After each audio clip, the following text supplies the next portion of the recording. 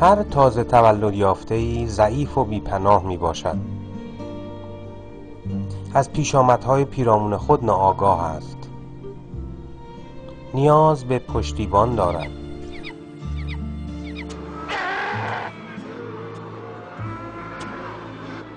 احتیاج دارد به خوراک جهت رشد و بقا. به تنهایی قادر به ادامه حیات نمی باشد.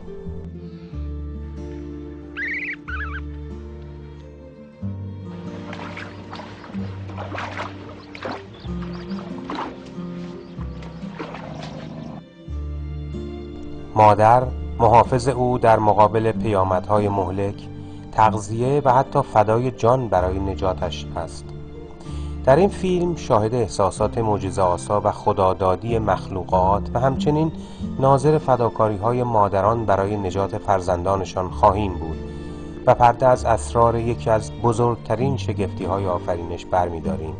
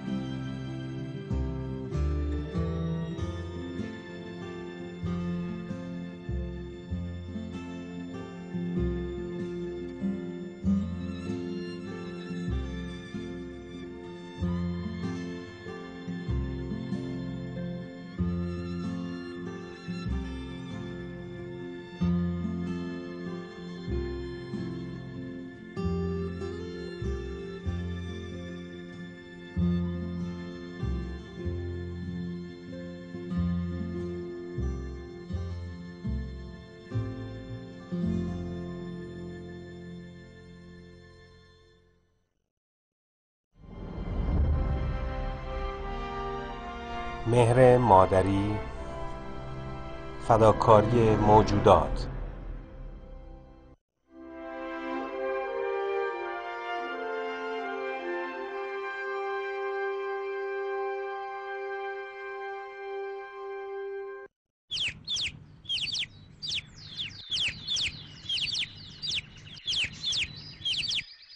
پرندگان جایگاه ویژه‌ای در میان فداکارترین والدین دنیا دارند.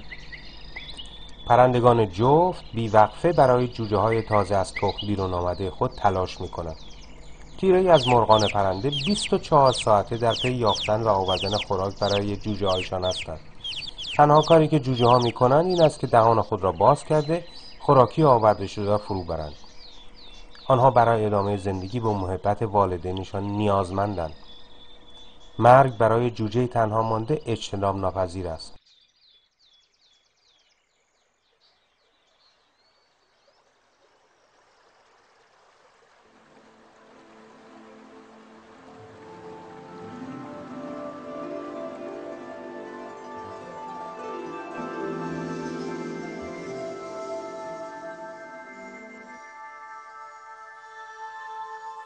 این پرندگان شناگر برای جوجه‌هایشان ایثار می‌کنند.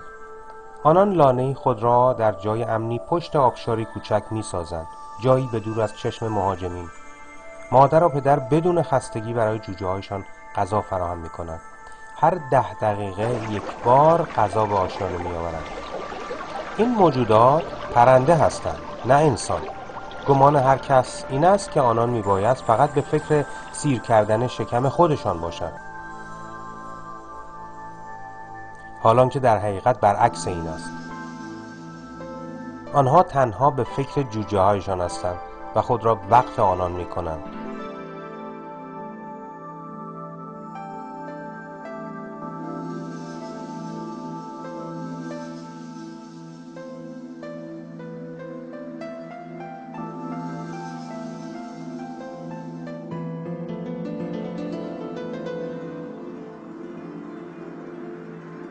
تیره دیگری از جانوران حتی فداکاری بیشتری برای فرزندان خود می‌کنند.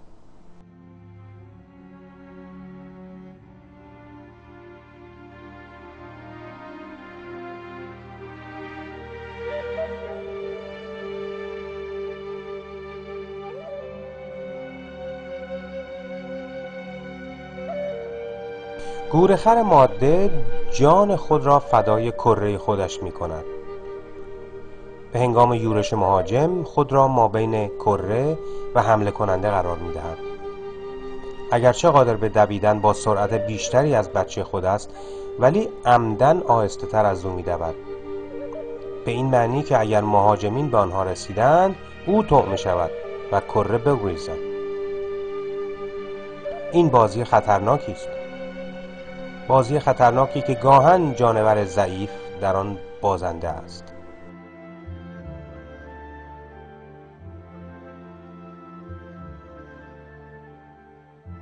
اینجا سواحل شمال اروپا است. آشیانه گلیموها بر فراز صخره‌های بلند ساحلی ساخته می‌شوند. با شروع مرداد ماه جوجه‌ها اولین تمرین پرواز خود را آغاز می‌کنند تا به دریا برسند. این کار ساده‌ای نیست. دریا چیزی به بیش از 1 کیلومتر دورتر از صخره‌ها قرار دارد و لانه بسیار مرتفع است. بالاخره اولین جوجه از آشیانه به بیرون میپرد.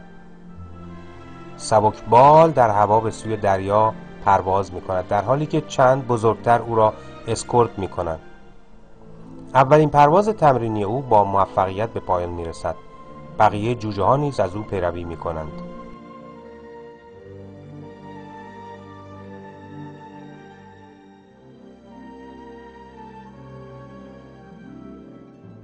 این پرواز بسیار خطرناک است و باید در دریا خاتمه یابد، چون روباه‌ها در خشکی در کمین نشسته‌اند.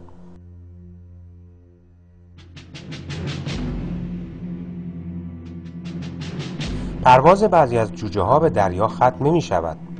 آنان در ساحل فرود اجباری می کنند.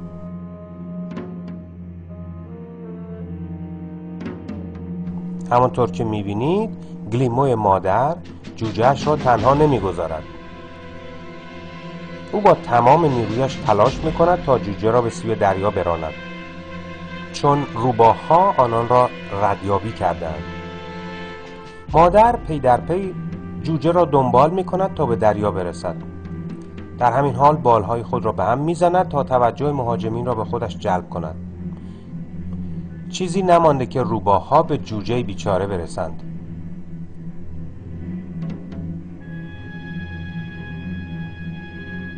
در این لحظه مادر فداکاری خارق‌العاده‌ای انجام می‌دهد تا برای جوجه‌اش زمان خریده او را نجات دهد.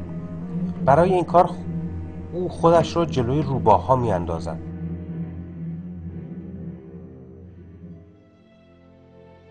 جوجه موفق می‌شود تا خود را به دریا برساند، بی آنکه بداند پشت سر او چه می‌گذرد. مادرش را صدا می‌کند. او به خودی خود هیچ شانس نجات ندارد. دیگر گلیموها به صدای او پاسخ می‌دهند و او را چون عضوی از خانواده خود در میان می‌گیرند.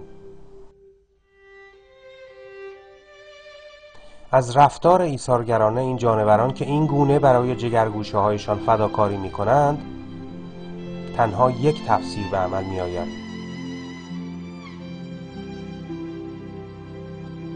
که خداوند آنان را خلق کرد و برای بقای نسلشان این غریزه را به آنان اعطا نمود.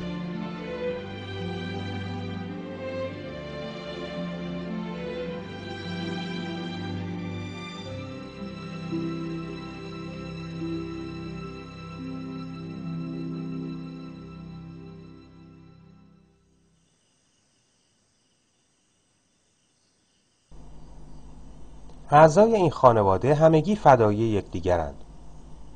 یوزپلنگ وحشی ماده و توله‌هایش.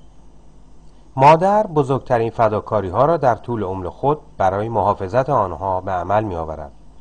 او معمولاً برای سیر کردن آنان خود گرسنه می‌ماند و لذا نیمی از کل وزن خود را از دست می‌دهد. در صورت لزوم جان خود را فدای فرزندانش می کند.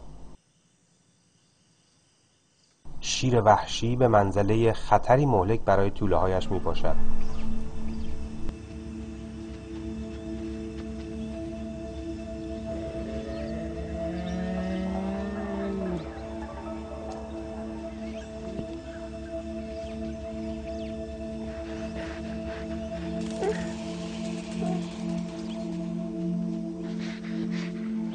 یوز پلنگ ماده بدون هیچ درنگ خود را مابین شیر و توله هایش می اندازد.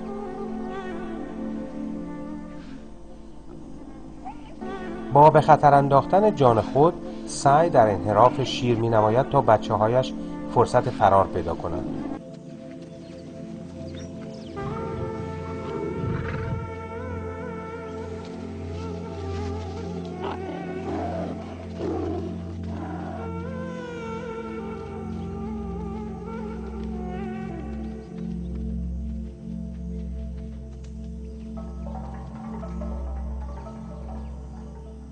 اگر این جانور بنابر استدلال نظریه داروین بر حسب اتفاق به وجود آمده بود و موجود خودخواهی بود که فقط برای بقای خود میزیست، پس چرا توله ها را رها نمی کند تا خودش را نجات دهد؟ بله، یوز پلنگ این کار را نمی کند، بلکه او جان خود را به خطر می اندازد تا بقای اولادش را تضمین کند. بدون شک این خداوند است که غریزه فداکاری را به یوز پلنگ مادر الهام می کند.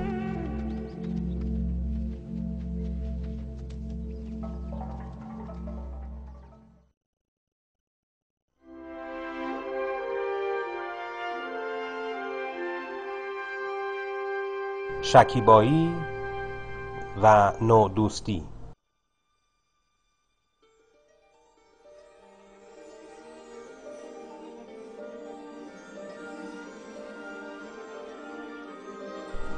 قطب جنوب.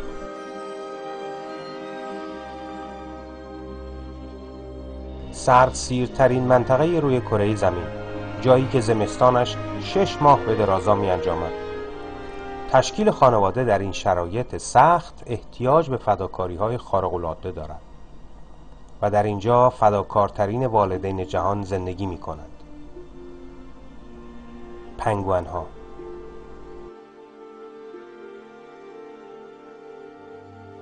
این پنگوئن‌ها به سوی گردهمایی بزرگی راهپیمایی می‌کنند. این سفر هفته‌ها به طول می‌انجامد. آنها مسافتی بیش از 100 کیلومتر را می‌پیمایند. گاه شنا می‌کنند و گاهی سر می‌خورند. همگی به سوی یک محل مشخص به گونه‌ای آرام و اسرارآمیز پیش می‌روند. در پایان سفر به صورت حیرت انگیزی با هزاران پنگوئن دیگر در یک محل مشترک گرد هم می آیند. هدف بسیار مهمی در این میتینگ بزرگ نهفته است. جایی که آنها همگی ملاقات می کنند محلی است که جملگی نوزادان خود را به دنیا می آورند.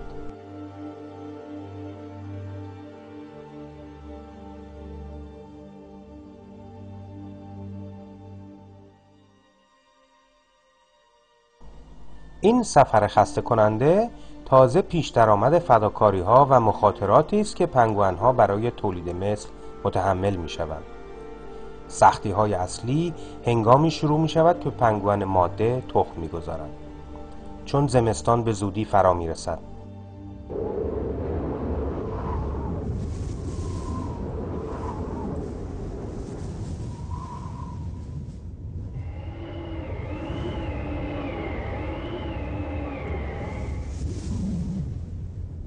دما در زمستان به زیر 50 درجه سانتیگراد میرسد.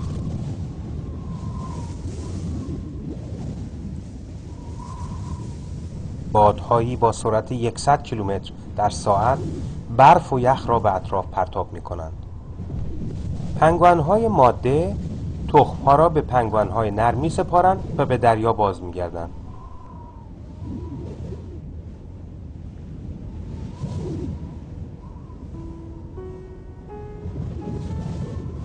نرهای فداکار مراقبت از تخم‌ها را به عهده می‌گیرند. پنگوان نر تخم‌ها را روی پاهای خود می‌گذارد تا از یخ زدن آنها جلوگیری کند. پرهای ضخیم او تخم‌ها را از سرما در امان نگه می‌دارد.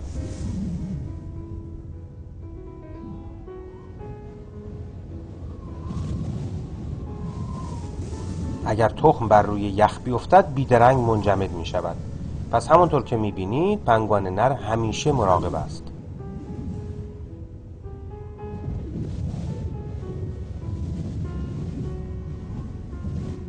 فداکاری‌های آنان فراتر از درک ما انسان هاست.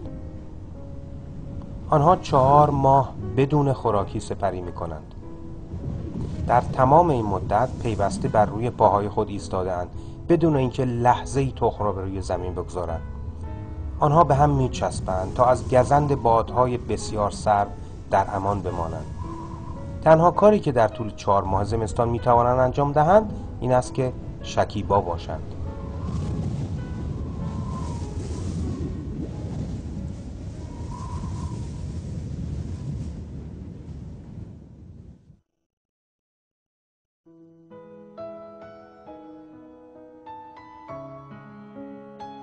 پس از این مدت طاقت فرسا بهار از راه می رسد.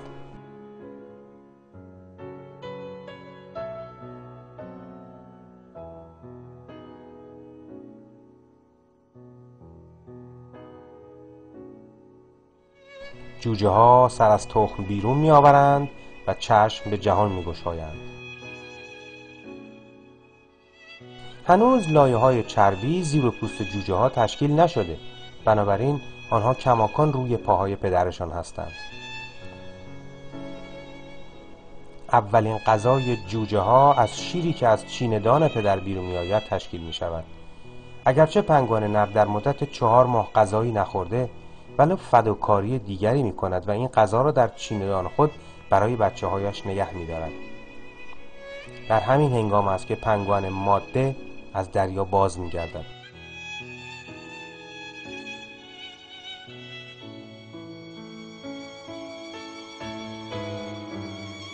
همچنین در این 4 ماه مادرها به شکار پرداخته چیندانهای خود را پر از خوراکی برای نوزادانشان می نمایند.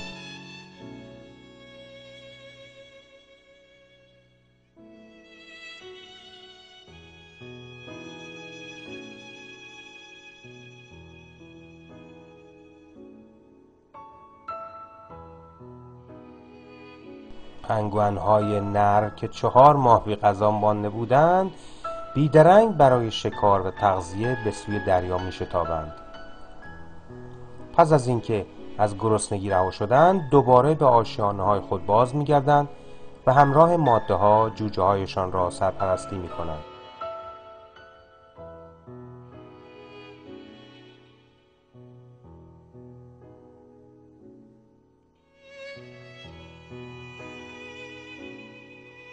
پس از چندی پنگوان‌های جوان به اندازه مناسب رشد کرده اند که با پدرهای فداکارشان به گردش بپردازند.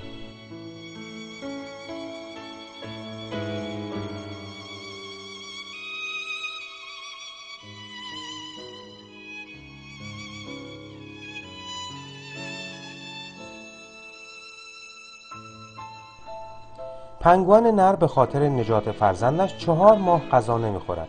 در تمام این مدت روی پاهای خود می‌ایستد و حتی برای آنی تخم را روی زمین نمی‌گذارد.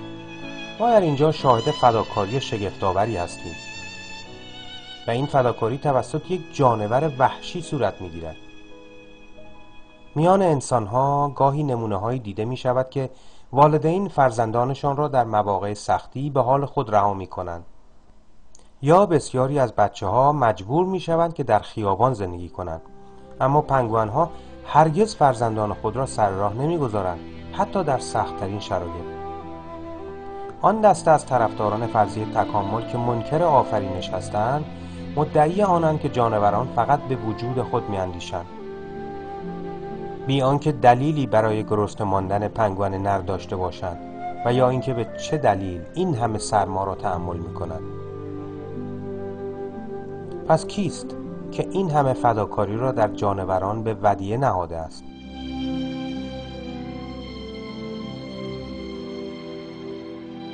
یک بار دیگر میگوییم که فقط یک پاسخ به این پرسش جایز است. خداوند پنگوئن‌ها را آفرید و همچنین این ایثارگری را درون آنان القا کرد. در قرآن خداوند از این اسرار پرده می‌گشاید که اوست فرمانروای تمامی هستی. هیچ جنبنده‌ای در عالم نیست مگر اینکه پروردگار از حال او آگاه است و از او بازخواست خواهد کرد. سوره 11 آیه 56.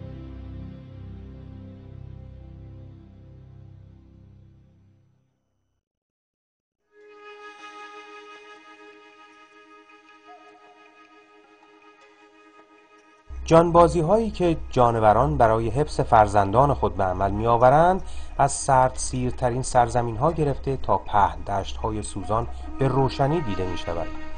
اینجا جنگل های تایلند است.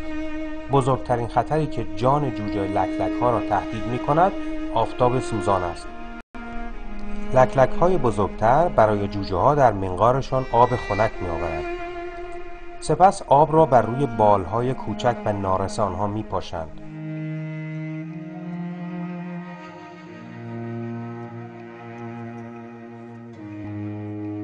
این دوش آب سرد به جوجه ها کمی تسکین می دهد.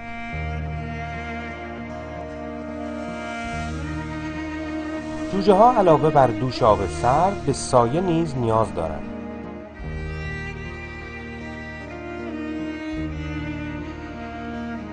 پدر و مادر فداکار سایه را نیز برای آنان فراهم می نمایند. آنان بالهای خود را می گشایند و جوجه ها را از گزند آفتاب می رهانند. نگهداری که لکلک ها از بچه هایشان می کنند همچنین فداکاری و صمیمیتی که به خرج می دهند آنان را شایان تقلید همگی والدین دنیا قرار می دهد.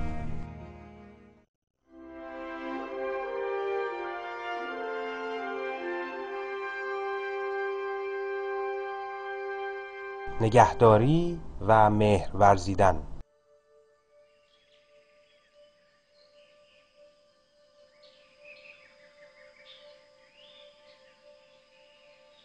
بسیاری از گونه‌های اردک جوجه هایشان را روی بالهای خود حمل می کنند. وقتی اردک مادر به ساحل می رسد جوجه اردک ها پیاده می شوند.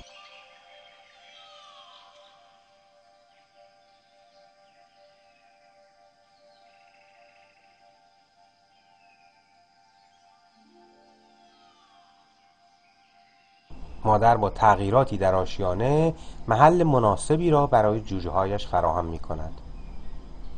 در خلال این تغییرات اردک های نر در پی یافتن خوراکی هستند. هنگامی که پدر از راه می رسد با دقت به جوجه ها غذا می دهد. پس از اینکه جوجه اردک ها سیر شدند به امن‌ترین محل باز می گردند، زیر بال و پر مادر. موجودات دیگری نیز توسط مادرانشان محافظت می شوند. محافظتی جانانه. حال بیایید سفری کنیم و این مراقبت بی‌نظیر را از نزدیک ببینیم. سفری به رود نیل.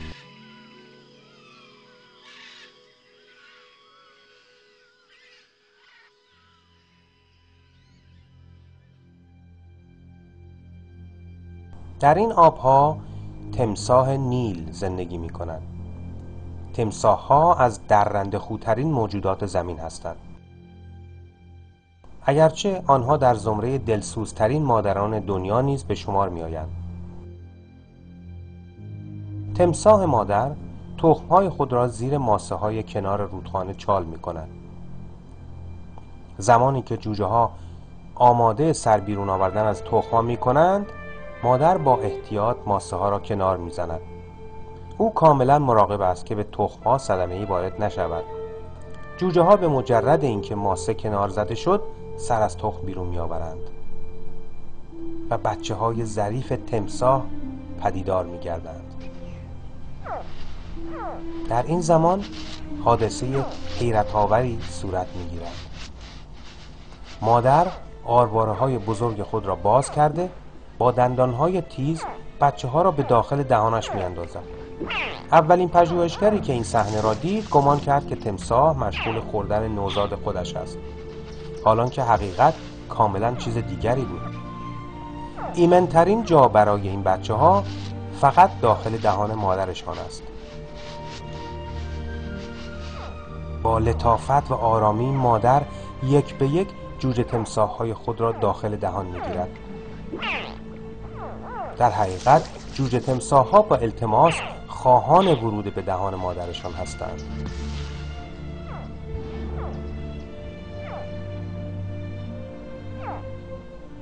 تمساح ماده همچنین تخم‌های باز نشده را نیز داخل دهان می‌اندازد و با ملایمت آنها را می‌فشارد درست به اندازه‌ای که فقط ترک بخورد. این دندان‌های تیز قادر به دریدن یک گاو وحشی یا بز کوهی هستند. نیرویی که آرواره‌های تمساح در متلاشی کردن طعمه‌ها دارند خارق‌العاده است. با این حال تمساح مادر آنچنان با ملاطفت و حساسیت بچه ها را به دندان میگیرد که گویی کوچکترین آزاری به آنان وارد نمی آید.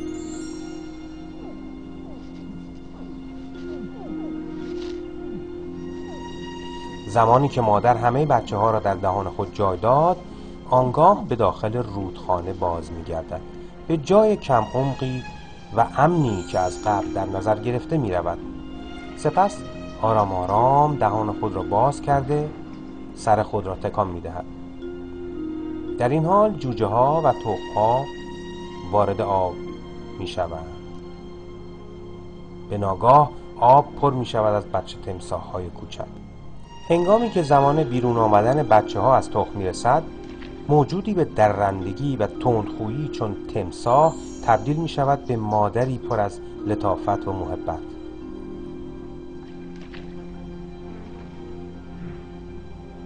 حالا بچه ها تحت حمایت دائمی مادرشان می باشند.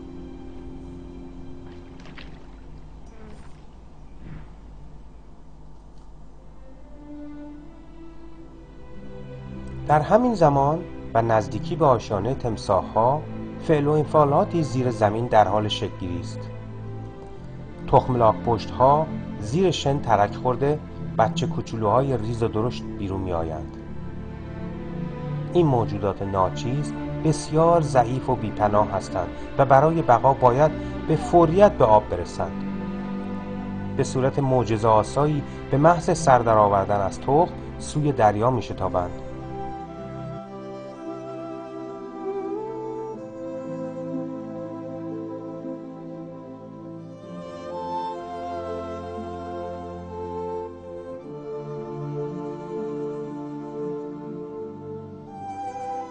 بر سر راهشان تمساح‌های غول‌پیکر قرار دارند، اما این غول‌ها به بچه لاک‌پشت‌ها آزاری نمی‌رسانند.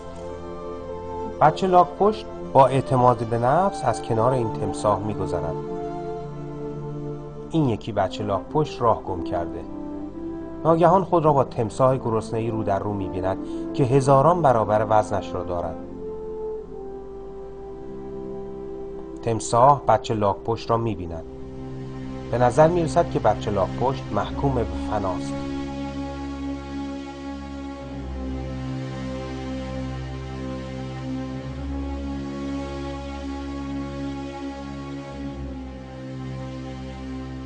تمساح فوراً دهان خود را باز کرده بچه لاک‌پشت را با دندانهای تیز خود به داخل دهان می‌اندازد، ولی قصد خوردن او را ندارد.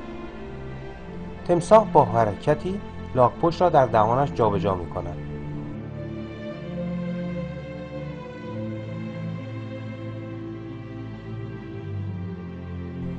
شگفت‌آور است که تمساح بچه لاک‌پشت راه گم کرده را داخل آب رها می‌کند.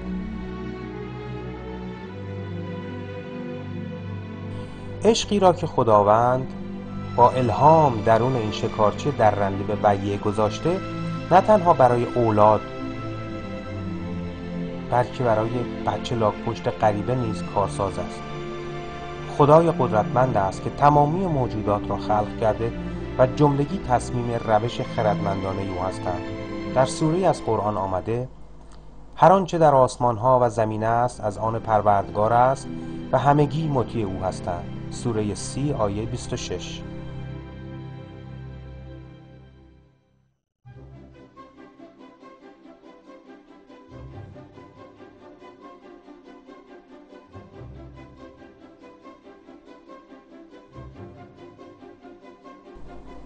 یکی از نمونه‌های زیبای رابطه مادر و فرزند در دلفین‌ها دیده می‌شود. مادر بچه‌اش را برای همه گونه مخاطرات آماده می‌سازد و خودش را مجبور می‌کند که سختگیر باشد، اگرچه از روی بیمیلی. این دلفین‌های جوان در حال مسابقه با یک قایق هستند. یکی از این نوجوانان از روی سهلنگاری به قایق نزدیک می‌شود. کاری بسیار خطرناک است. مادر به محض دیدن این خطر به سرعت به کنار بچه می‌آید و او را با فشار به ته دریا می‌راند. مادر خشمگین با بینی خود صداهایی با طول موج بالا به طرف بچه بازیگوش می‌فرستد. این صداها هم عصبانیت مادر را نشان می‌دهد و هم بچه را آزار. دلفین کوچولو خیلی ناراحت می‌شود. پس از آن مجازات سخت، دلفین مادر در کنار بچه‌اش به شنا می‌پردازد و با لطافت مادرانه یکی از باله‌هایش را روی بدن بچه‌اش می‌کشد. این در دلفین‌ها به منزله دست در دست نگاه داشتن است. بدین وسیله مادر به نوجوان خود نشان می‌دهد که او را دوست دارد. آگاهی و مهر پروردگار تمامی موجودات زنده و بیجان را در بر گرفته است. در سوره‌ای از قرآن آمده: بدون آگاهی خداوند هیچ میوه‌ای از پوسته خود بیرون نمی آید و هیچ مادری بارور نمی شود. سوره 41 آیه 47.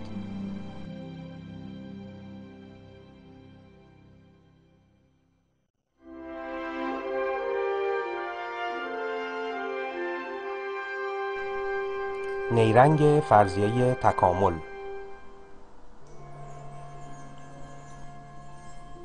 تئوری تکامل داروین بر این اساس تکیه می کند که زندگی روی زمین بر حسب اتفاق پدیدار شده است.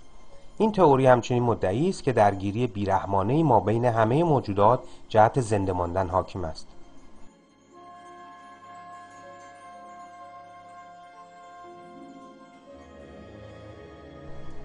بر طبق این فرضیه قوی پیروز است و ضعیف محکوم به فنا. چارلز داروین، بانی این تئوری، فلسفه خود را به نام جنگ برای زندگی بر اساس نژاد قوی‌تر پیروز است پایه گذارده.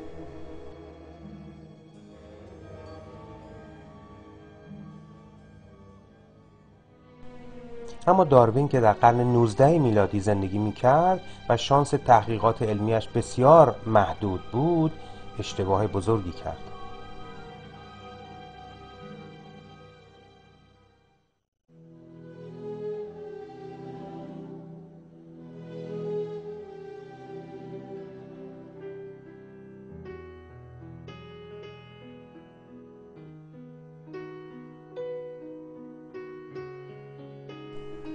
امروزه روشن شده که شعار نژاد قوی‌تر پیروز است هیچ گونه نیروی تکاملی ندارد. به علاوه آن گونه که داروین ادعا می‌کند، جنگ بیرحمانه‌ای در طبیعت حاکم نیست. بیشتر ضعیف‌ها توسط قوی‌ترها محافظت می‌شوند و همچنین انواع موجودات به یاری یکدیگر می‌شتابند. همانطور که در این فیلم دیدید، والدین از فرزندان ضعیف و بی‌دفاعشان نگهداری می‌کنند، حتی به قیمت جان خود. فرضیه تکامل که پیش از این به خاطر پیشرفت تحقیقات علمی شکست خورده بود، اینک با این گونه مشاهدات در طبیعت بیش از پیش رو به زوال است.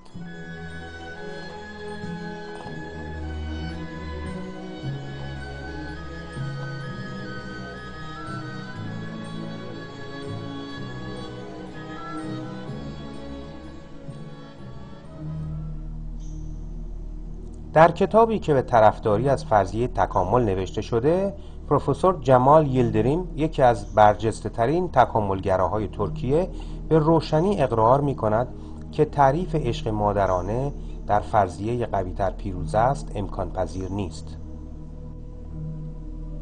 آیا امکان این هست که عشق مادر به نوزادش را بدون عنصر روانشناسی و بر مبنای مکانیزم کور یا جبر طبیعت محاسبه کنیم؟ بدون شک برای داروینیست‌ها پاسخ رضایت بخش به این پرسش بسیار دشوار است. اگرچه این روش علمی نیست، اما تکاملگراها کورکورانه سعی در جانبداری از این می‌کنند که طبیعت فقط بر اساس بکش تا زنده بمانی پایه‌ریزی شده. حتی این را به بشر هم نسبت می‌دهند.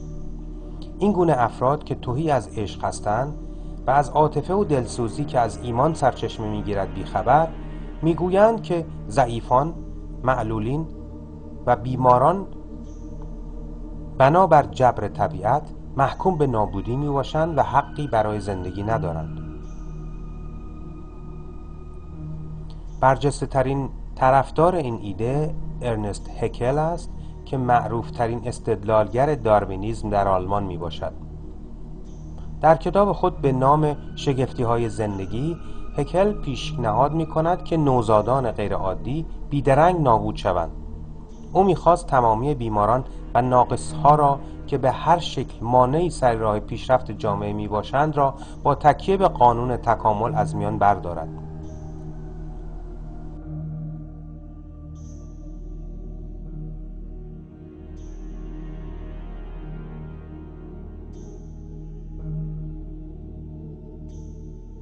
او شکایت می‌کرد که صدها هزار بیماران بیدرمان، دیوانگان، جزامی‌ها و مبتلایان به سرطان که به صورت مصنوعی زنده نگاه داشته شدند هیچ نفعی برای خود و جامعه ندارند. بعدها پیشنهاد کرد که کمیته‌ای تشکیل شود تا سرنوشت آنان را رقم زند. به مجرد تصمیم کمیته، مأموریت رهایی از شیاطین با تزریق سمی بدون درد و سریع به پایان برسد.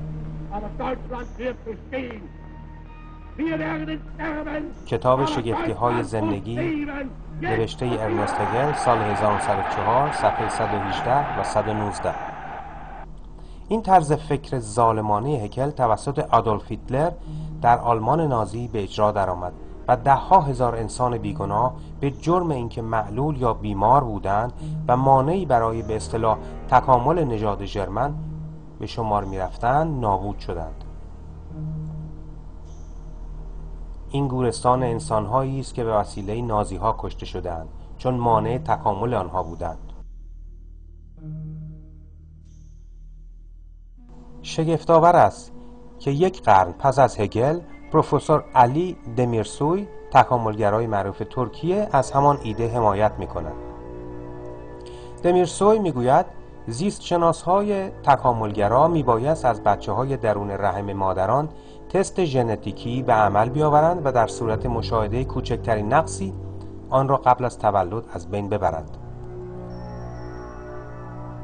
دمیرسوی خود را یک زیستشناس فاشیست توصیف می‌کند و می‌گوید اگر از من بپرسید، من یک زیستشناس فاشیست هستم و میگویم آن دسته از مادرانی که پس از 4 ماه بارداری بچه‌های غیرعادی در رحم‌های خود دارند باید آنها را سقط کنند. چنان که می‌بینیم تکاملگراها طبیعت را الگوی نظرهای غیر انسانی خود قرار می‌دهند، مثلا کشتن بچه‌های ناقص. اما هنگامی که ما به طبیعت نگاه می‌کنیم متوجه می‌شویم که آنها در اشتباهند، زیرا بعضی جانوران دلسوزتر از انسان هستند و دارای وجدان مهربانتری میباشند.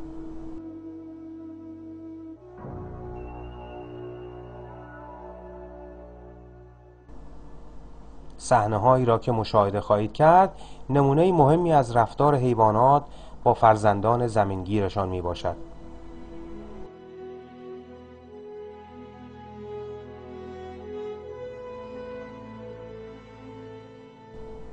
یک روز گرم در پهن دشت کنیا. گله‌ای از فیل‌ها در گردش اکتشافی برای یافتن خوراکی هستند.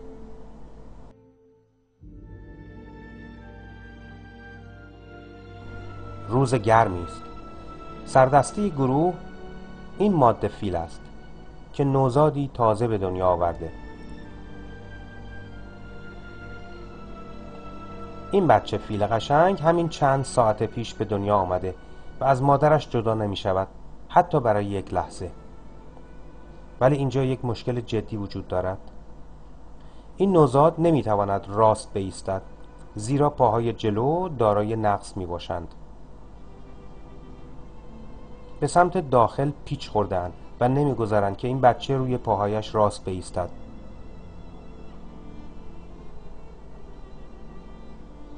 پژوهشگرانی که در منطقه دیدبانی کرده‌اند معتقدند که این توله به ناچار می‌میرد.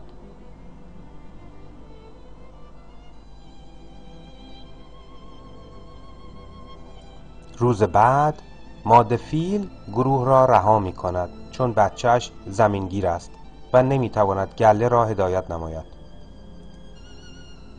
گروه فیل‌ها باید به جستجو برای غذا ادامه دهند، ولی برای توله غیر ممکن است که به پای آنها برسد. اگرچه بچه فیل مسن‌تر بخواهد که نجات یابد، باید به دنبال غذا برود یا اینکه از گرسنگی تلف شود. مادر سعی می کند که با خرطومش بچه علیل را بلند کند. بالاخره ناامید شده به سوی گله باز می گردد، ولی نمی تواند بچه‌اش را تنها بگذارد. می ایستد و به عقب نگاه می کند. مادر هنوز سعی می کند که توله را بلند کند. ناگهان بچه فیل مسن‌تر فریاد می زند و به سوی مادر و برادر مریضش می دود. اگرچه گرسنه است، ولی دیگر مادر و برادرش را ترک نمی کند.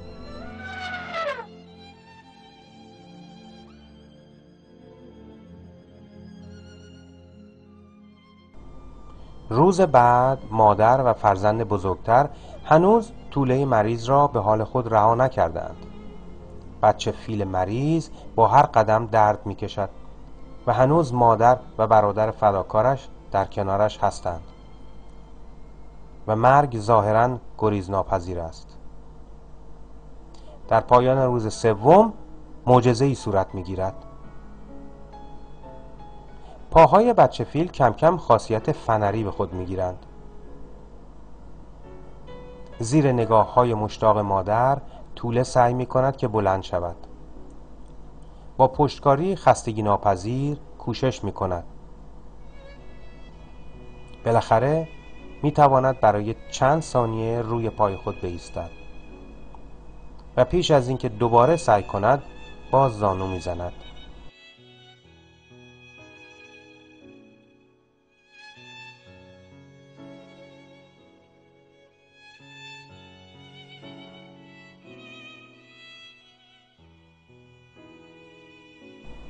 روز چهارم توان ایستادن را کسب می کند.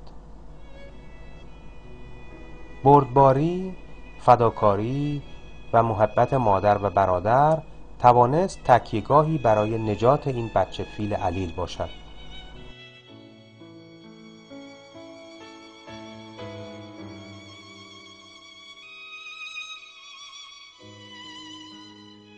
در هنگامی که پاره‌ای از انسان‌ها وظیفه تکاملی خود می‌دانند که بچه‌های ناقص را از میان بردارند، بعضی حیوانات در طبیعت نسل خود را با محبت و از خودگذشتگی نگهداری می‌کنند.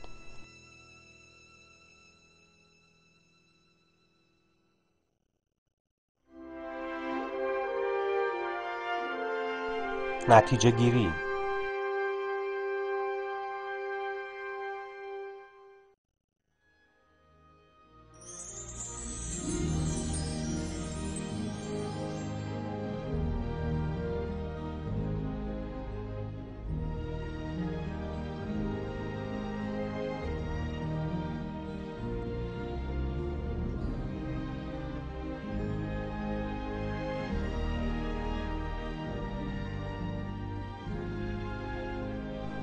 واقعیت‌هایی را که در این فیلم دیدیم نشانگر این اصل است که قانون طبیعت فقط ستیز و کشمکش نیست آنطور که طرفداران فرضی تکامل به ما تحمیل می‌کنند.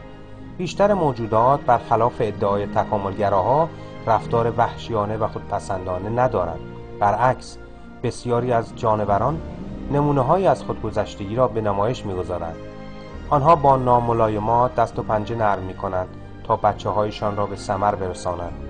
بلاهایی را به جان می‌خرند تا فرزندانشان را حمایت کنند. حتی خود را فدا می‌کنند.